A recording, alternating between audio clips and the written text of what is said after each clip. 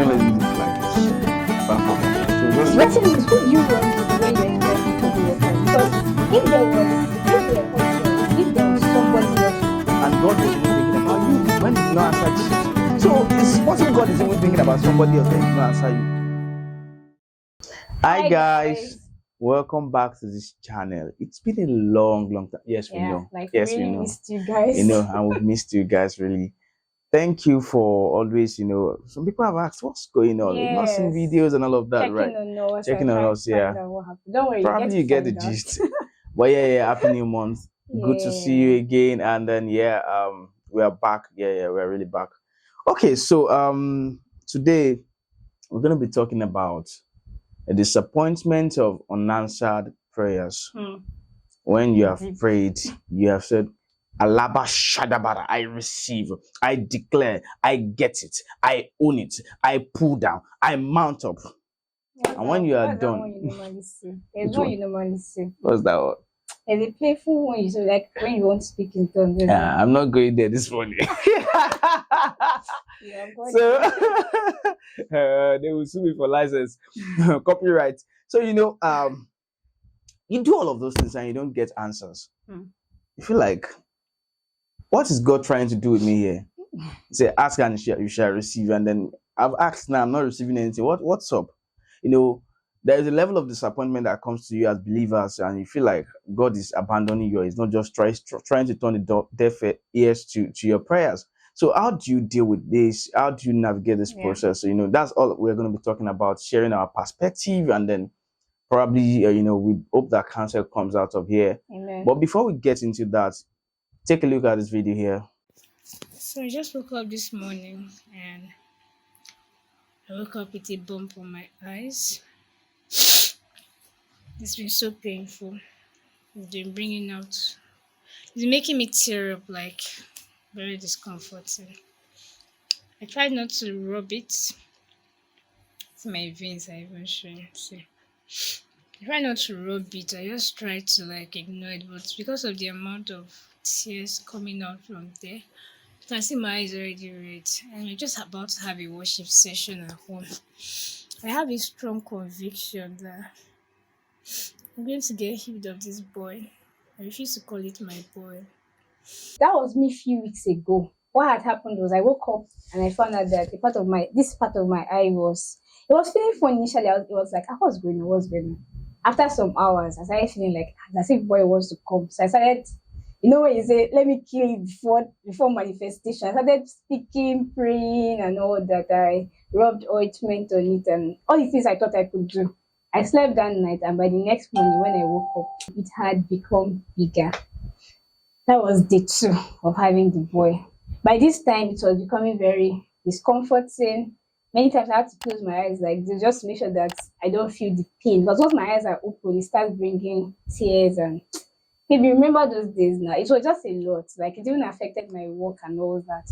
So we had that evening, we're going to have a worship experience at the home portal. And I was like, it felt like a very good opportunity for me to like just press in for Tender my healing again. That feeling like, okay, we're going to worship the King of Kings. It's going to literally be present. There's a part of, okay, God manifests presence and God is everywhere. So I felt Hallelujah. like we're going to like have that communion, and it would be a good time to say, God, oh, this boy Alpha.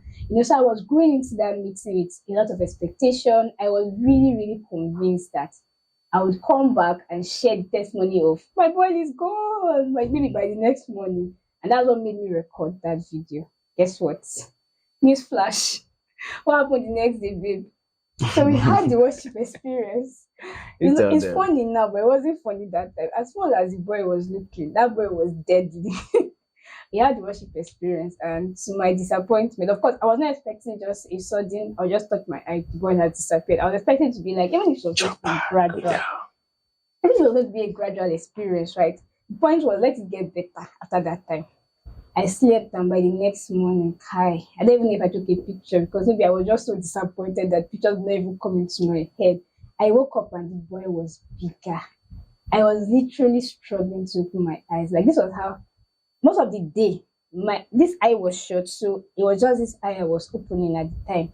And I was just asking myself, like, what was it going to take God to heal me of the boy? This is I asked myself three questions. Is God able to do this? And the Mm. answer was yes. Is God willing to do this? Because there's a difference between being able to do something and being willing. I can be able to do things and not have the willingness. And I asked myself, is God willing to heal me? And the answer was yes, because I feel like God is not happy to see me in pain. Mhm. So like Doesn't delight in the our last question pain. was, did I do everything I thought I could do right to get God's attention on this Okay. matter? And my answer was also yes. I was like, so what's going on?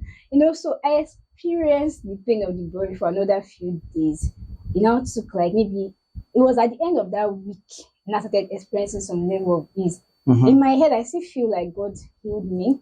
But maybe it's not a question around excuse me, around timing because I had prayed and expected an instant miracle, like God responding to me as quickly as I had reached out. And it looks like it took a span of time before I finally Beyond got what you were the expecting. healing. Yeah, so this is just one of the many examples. And the idea of this video is just to share our own encouragement how we have navigated experiences like that. And probably you can pick one or two things from our experience. So let me allow Tayo talk about it. So, but this is just my number one. I have two or three others to share. Okay, I have many, but I think I remember vividly two of them, and then I think it was just last year, and I was I was working at the time, and I was working, working behind my PC, and for some time where I was at the time, yeah, there was no power, there was power outage, and If you're in Nigeria, you can relate. you can relate. Maybe if you are not in Nigeria, you might not relate with this, but Yeah, in but if you have Nigeria, lived in Nigeria, you have lived before, here before, you would it's relate. not I'm sure nice. that you must have prayed. Somebody like Yes. you must have prayed that kind of prayer. God, please Please let NEPA let them bring bring light. It's just it's just an interesting place that we have found ourselves, right? And then I was working. I was supposed to deliver something to a client because I needed the money. The cash was trapped because I've not delivered the final draft, and there was no light. There was power outage. And I was praying, God, can you please? I need this money. Can you just allow them touch the heart of one man that will touch the heart of one man that will pull one trigger or do one thing that they will just restore this power for at least for 2 hours. Let me get the job done. And there was no generator. The generator was faulty, so no other option at all. I was just there, and I prayed and prayed and prayed, and I was angry. I just became angry. I said, God, how far now? This is just the one thing I'm asking you to just do for me. Just give me light. Let me work. I'm not asking that somebody to send me money. I want to work by myself and get this thing done. Nothing happened. No show. I was just there, angry, and at some point, I just realized that Why were you not angry at NEPA? Do why was he? Why were you putting that frustration? you say I cannot be angry at NEPA because I know Why? that. So this is the thing. I serve a God and I belong to a Father who controls everything. And this is just what I'm tendering. Just NEPA now. Just NEPA. I'm not asking for something too big. Just NEPA. That was the way I was feeling. Like, if I can talk to God who owns the art of NEPA. NEPA is not even, you said the art of the kings. They are not even kings, but they are kings in their own rights. Sorry. No shade thrown, right? They are kings in their own rights, right? So if he owns the heart of a king and I have the access to this father, so Father, please now, can you just help me touch the heart of this man and let them give me light? But nothing happened. So how did I navigate that process? It was just I had to speak to myself. When David was saying my soul, encourage yourself in the Lord. And I was like, if this is this NEPA cannot come and spoil our relationship. Exactly. So I feel like but I didn't get the money.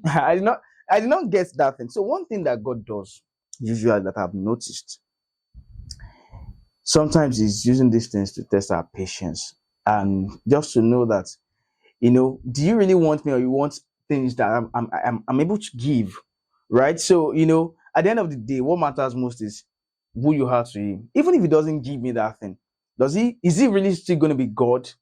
Because some of us most times is trying to use all these circumstances to reveal yourself to you, right? To know whether if you don't get what you are getting from him, will you still say, God, I love you forever? No food, I love you forever. No Nepal lights, I love you forever. No job, Lord, we used to stay there. And that was what I saw. And then again, I was able to recount days I did not even ask for anything, and he answered certain prayers that I did not even pray. So that was even this point you've made is actually one of the things I thought about when I deeply thought about this this topic, Mm-hmm. I told myself that one of the things that will help you navigate through Yeah. unanswered prayers in your life is Mm-hmm. remembering or recounting What God's you have done. faithfulness in the Yeah. past. Yeah. So Because good. you tell yourself there were many times you probably didn't pray about something or you didn't necessarily present it to God. You know, sometimes we think we are praying when we Yeah. are complaining out loud. So if I'm talking to you about something that is worrying, Just that I'm not ranting. happy about, I'm not praying. That is Yeah. not communication with God. Mm-hmm. Do you understand? And Yeah. even when we come before God to pray, there's a protocol. There's a way you should come before God. Yeah. Like there are ways you communicate to God. Mm-hmm. Sometimes we're not meeting up with our part of the Deal, and you're but we expecting God expect to that do it. because I've just said it to God. I believe God has heard. So Yeah. I told myself that there were times. I think to that say, is why I was just ranting. Say, fun now, just do this thing. Now. at Let that them bring point, this life. you're likely not praying again. But I've left But you. I don't tire But me you now. don't know that He has left you. So until you have sense, I will not answer you. So You did the right thing. really and truly, I think that that's one thing that can also strengthen you. So you recount God's faithfulness to you in the past. Another thing I was going to talk about. So another example I wanted to give, and this is a bit deeper. Like I have had people say things around somebody was sick, saw a loved one. It becomes painful when it's somebody that you were connected to, maybe by family, by blood, like by marriage, or even it might not even be marriage or blood. Maybe someone that you really loved, someone you really admired, now has to experience a period of sickness, or even they got involved with anything that could threaten their life, And and you then pray you about have it? to pray about keeping them alive, and you find out that in spite of the fact that you prayed about this, the person still had to go and be with the Lord. I feel like that is such a weighty experience. Like Yeah. people that have had those disappointments, it takes them a lot, especially if you were not in a certain place with God before that experience. It takes them a lot to get back on their faith journey, because there are so many questions they ask. They're like, God, but you could have done this. I mean, in times of old, you read in the Bible of how people were raised back to life. Even in Hebrews, it was recorded that the women got their dead back to life. Exactly. And in our day, it's not really as common. Like, it's not something we hear every now and then. Like, pastor will pray for somebody. I've had examples where people died actually. They took them to their pastors and they were like, we're not going to bury this person. But after 3 or 4 days, they had to eventually get them to the mortuary because the person never came back. So, I mean, how do you navigate that kind of experience? One thing I would say, aside from the point of the past faithfulness, and another thing I would say is the question is, who do you run to when you're experiencing troubled waters? Because if there were options, if there was somebody else to go to, then you can now say, whenever God does not come through for me on I have plan B. But for people like us, we have burnt the bridges. Like, I mean, who else? There's do I no have going in back heaven here. or on earth, like how David would say. So the thinking around the fact that if God does not answer me on this matter, that is it, I'm done. There's nobody else I can go to. And in some cases, God, it's not necessarily God, but the situation is so peculiar that man cannot even give you what you're praying for. Yeah. So it's not about I need money or I need a job. And if God is not jealous about your matter, run to the mountains, run to the seas, to the depth of the sea. You will not find any help. People that naturally would help you will not help you until you come back to your senses. That you are still and just say, God, you are still at His mercy. Do you understand? God can be like that. And then finally, for me, from my end, I will say again, I think that there was an experience I applied for one, was it a grant then or something like that, one foundation like that, and then I've done everything too. I've prayed, I've confessed, everything you think you could do. Right. I was like, this thing must happen. I cannot, because I did not start in the flesh. I started in faith. I was doing all those things. I brought God to the equation right from the beginning, and we're doing it together. Even while I was feeling, I was saying, Holy Spirit, what do you think? What do you think? We're doing all those things together. And it was getting to a point when, and we're going to call the names, the successful applicants and all of those things. And it all just came to my mind. So, I was like, I've been saying names, they're releasing it in batches and all of that. And God was asking me, like, this was the way He asked me. And I was saying, if you don't see your name, waiting go stop. Nothing goes to stop now. Like, what He was trying to tell me is this. There are times that God will make you go through certain things. And I'm saying that's pain. I'm not saying all of those things. Usually, what He's trying to say that I want you to seek my heart more than my hands. And that is usually the way of God. So dealing with unanswered prayers for me, or navigating, is just to know that if this God can give His Son to die for you, right? There's nothing it will take back. It won't withhold anything good from you. So if you're not getting answers, sometimes we are not even, like she said, sometimes you're just worrying out loud and you think you are praying. And God is a God of principles. It's only once in a while that we show you mercy and say, okay, this one I don't suffer too much after you have suffered for a while. It's actually up to him. It's up to him, because like this one now, he doesn't want to understand this thing. You have been in church 17 years and a half. You have not even understood how to pray well, and you are still coming every time you just come ranting to God and you're expecting answers. No, you should grow up. So when people want you, when you are a leader, you want your followers to grow to a certain, you intentionally delay some gratification so that they can understand the rudiments or the nitty-gritty of how to navigate that process. So sometimes this is what happens to us as believers, and you believe that God has forsaken me, God has forgotten me. Even Jesus was saying, my God, Laba Satani, what's that thing? Say, why have you forsaken me? But did God forsake him? No. It was to an end. Because if he had attempted to, answer or intervene in that thing, it would have, circumvent the processes of our own salvation. And God was even thinking about you when he did not answer Jesus. So it's possible God is even thinking about somebody else when he did not answer you. So Think really, about it. Something that came to me as you were talking was the fact that I also feel that we have to get to a place in our walk with God where our prayer life is not just hinged around God, do this for me. Please. God, answer me. God, I beg. I heard one of my mamas in school then say something that was so powerful. She said that she had gotten to a place in her journey where she doesn't pray about certain things for them to happen. Okay. She's in such a love relationship with God that it's as if God is her boyfriend. Like I am with you. Oh, sorry guys. Can we focus? We are focusing. Continue. She's in that place where it's like God is her boyfriend or her husband, and he's looking out for her without her. So there are things you do for me that I don't necessarily come. Like I don't present petitions for you every day, babe. Do this, do that. But you have to do that. Like you look out for me. You're looking out for my well-being. Just like you do me.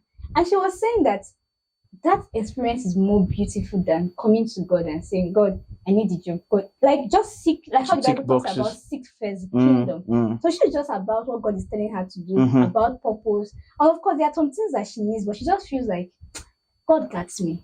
Yeah. She's so confident in the fact that God is looking out for her that she doesn't think that she must necessarily present those things to God in prayer. So good. So if someone like that wakes up with a boy like her, probably she might not even pray about it. She just believes that God is going to definitely take care of it. You just move on with the necessary. And some people might now say, does that not negate the part of the Bible that says that you should, if you don't ask, you will not receive? I mean, it's all about relationship. Yeah. If my dad sees and there are different dealings. Yeah, exactly how God is leading. But the point I'm going to bring from that is we should also not be Christians that all our prayer time is spent on prayer of words. What do they call that prayer? Say prayer of the inquiry. Petition. Yeah, I think it's petition. Yeah. You're asking God. You're always asking God for something every time, and most of the time you now go back and say, God, I asked for this one the last time. No, that thing has a way of also affecting your faith. Yeah. If you consistently and how you see God, like this God, it disappoints. Yeah, exactly. It can actually put you in a place that might not be so great. And another example in the Bible I remember, and I was like, this is also an example where people were praying for something, but they never really believed that God could do it. Yeah. And that's something that happens to us when we pray. Sometimes when I go to God to pray, even me, I know that in my heart, I don't necessarily have faith. I'm not sure whether this thing is going to happen. Because I just say, I can only pray. So God is looking at me because like I cannot see faith, and God is moved by your faith. Yeah. So if I'm coming to God on a matter and there's no faith in my heart, by principle, I shouldn't be expecting answers. Yeah. So the church people, they were praying for the release of Peter. Do you remember that? Yeah. Peter had been arrested, and before Peter, they had already killed John. Yeah. So I'm sure they were in a place of fear. But now they were still praying out of fear. Some people do that. God help us. So as they were praying, was the road that they sent? They sent Rhoda to go. Someone was at the door. Rhoda went to check. She found out that it was Peter. Guess what? Couldn't believe it. Yeah. She said it was his ghost. A ghost. The question is, I believe they've killed this guy. This is the person you've been praying for. Yeah. That God should release him. So it means that prayer, you didn't believe God to release him. Yeah. Now God answered the prayer. You are still denying. So people, when God answers their prayer, they say God is like, I can't believe. So that means when you were praying, at that point you knelt down in your heart, you believe that God can do this thing. But let me just pray. Let me do my So I mean, that's another thing we have to also look out for. If you're coming to God, you need to come. Once I know I'm fearful about the matter, I first deal with the fear if I start praying.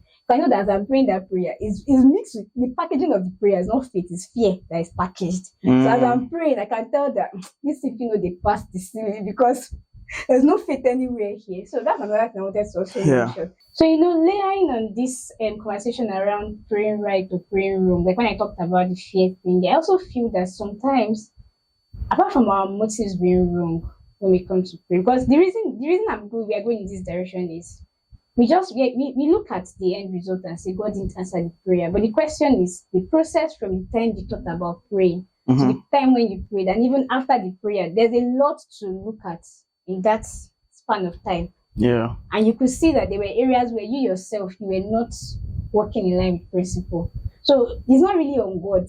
You understand in that sense. I'm really thankful for growth. So there's something I used to do before now.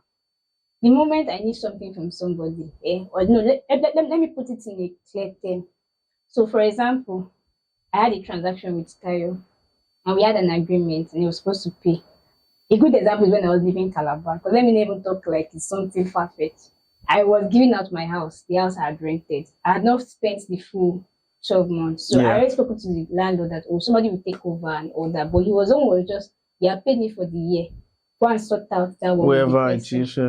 And I took a very huge risk. This lady I gave my house to, it's not like I've known her for years. It's just that she got a job in the company, the school where I was living. So I just felt, okay, at least I know people in school and all that. She came and somebody connected us. Long story short, I allowed her move into the house and she had not paid me the full amount for the rent. We had an agreement that by this time, you complete the balance. So she paid me a little amount just to get her in. And she knew I was leaving the town. So she knew that somehow I didn't really have anything on her because now she had the house. She had access to it. I gave her all the things I needed to give. I handed over to her. I even produced that to the landlord. And I was now far away in Lagos. I think it was time to pay my money. I started hearing plenty stories. So I don't want to even give you the excuses that she gave because you just be angry. Someone should tell you that they used your rent to do first fruits. I was like, wow. I'm like, wow. So she gave it to God. It shall went on for like 3 months. Story. I just at that time the money was significant. I know it was up to 100,000, but that was like almost 6 or 5 years ago. Like quite at the time, so the money was something for me because I didn't even already have a stable job in Lagos. So at a point when I saw the way I was first praying God touch her heart, God please let her get to that place where she does the right thing. Let her do right by me and by you, all that. Hallelujah. When I got to my vexation point, I changed the prayer point. I said, God, take away our peace. And I was not joking. I was on that prayer. I'll wake up after doing my quiet time. I'll call her name and I'll say, God. But does God answer those kind of prayers? My dear, for me, I don't think that's the right thing to pray because I don't need a lot. My boss is in the office, he's doing something I don't like. I'll call his name. God, take away his peace. And it took one of my friends, it was Yinka that actually made me see the light of this matter. I used to really believe that once people are behaving funny about something, that's why when I feel your that peace has to be taken away. When I feel that on your part, you are the one in, and I feel I'm the righteous one of this matter, I start telling God, God, take away their peace. They will not have rest until they do the right thing. And in my mind, I thought I was doing the right thing. And there were times I also got results, and I feel like God answered the prayer. There were that times I look at it, God did not even hear what I said. Like, must it be like a civilian, a soldier man every time? You cannot corrected me that prayer is terrible. Do you know why? Even if God takes away somebody's peace, if they are really wicked, if they are mean, like imagine a pharaoh, even with their peace taken away, they will still not give you that thing you're praying for. So what would you rather? The question she was asking me that is, what is your end goal? Is the thing you want, Abby, that is with them? Just tell God that let them release it to you, Abby. So instead of going down long routes, God take away their peace. God has taken away their peace now. They still say they will not give you. You will still be pained. So when she explained it, I can't remember how she said it, but the point was that day was the day of deliverance, and I realized that prayer is not even right. You're asking that question. I don't know whether it's right or wrong, but for me, I stopped saying God take away their peace. I feel that it's not a good thing to do. It's not a good place to be. So, like Yinka advised, you look at the end goal and then just pray in the direction of the end goal. So however God is going to answer is up to God. Exactly. Not you telling God take away their peace, break their leg, let them fall on Akada and all of those There's things. no love So in you that are prayer infusing sef. wickedness into your own prayer as well. So you want to get a good result, but you are getting it on The means is the not means it's not clear. so you And God is about and you the want to means, drag not God just the into end. that into your wickedness. Please do that and please this. So in this same video we have touched on other topics that we didn't even put in the title, but for real, that was deliverance for me. And you know, this part now, because we tie it up, this part we talked about is also connected to God's timing and God's judgment. So Yeah. when you pray, the truth of the matter is it's actually up to God a lot of times. When you have done in quotes All. what you're supposed to do, Mhm. like how the Bible says, when you've done or stand, the timing is not on you. So if I had prayed for healing and I didn't get it as quickly as I wanted, Mhm. I just have to still judge God's faithful in the midst of that experience. Because I've come to learn that God's faithfulness is not tied to what he does or what he doesn't do. God's faithfulness is about who he is. So you know, I was saying something here. I was saying that when we judge God's faithful, it's not necessarily about what God does alone. It's also about who God is. Mhm. So you have to elevate your perception of God to that place where you see through the lens of his faithfulness. That even when you cannot make sense of some things that are happening, you can't explain why the person had to die. You can't explain why, for example, our videos mysteriously gone missing. So what had happened, guys? I was going to put it out there. He had recorded like 4 or 5 videos. This was like, was it not 3 months ago? Yeah. That was around, was it April or March? Match thereabouts. Like we Match. sat down and did batch recordings. And I was just here saying, at least for now, YouTube, we have Can rest. content. Guys, guess what? Mysteriously. And you know what is paining me about this thing? I still saw those videos on the laptop. But until now, right now as we speak, When we wanted to start nowhere working to on be the found. videos, we didn't find them. The first day I was living in denial that it's not possible. Oh, my hard work. I actually prayed about it. For real. I told God that God, it's just, you know how when you're looking for something, you don't know where to check again. You have checked all the files, you've checked all the laptop, you've checked all the memory cards in this house. And I shall pray and said, God, wherever these things are hiding, just let Tayo just stumble on them. And I was really hoping that after the prayer, even if it's not that very day, because sometimes I have to give allowance. I don't know when God answered the prayer, but God will just answer. We waited for another 1 month. We don't find the videos today too. So some of these videos we are doing now, we are recording them again. Another clear example of in my mind, God did not answer. You know? I was just going to say that we have to also always see things through the lens of God's faithfulness. And I want to read something that blessed me. It says that God is always causing everything to work together for our good and to work in our favor. So even the unanswered prayers, we have to believe that God is still working it around for our good. So the idea is, you might not be able to explain sometimes why that prayer never got answered. You just have to keep believing and trusting in God's faithfulness, God's love. When people lose people, what I tell them is, instead of just mourning, I know it's painful. And I keep using that example. I think that's like the highest of all of them. You can be praying for money, you do not get money. You can be praying for healing, probably healing did not come, but you're still alive.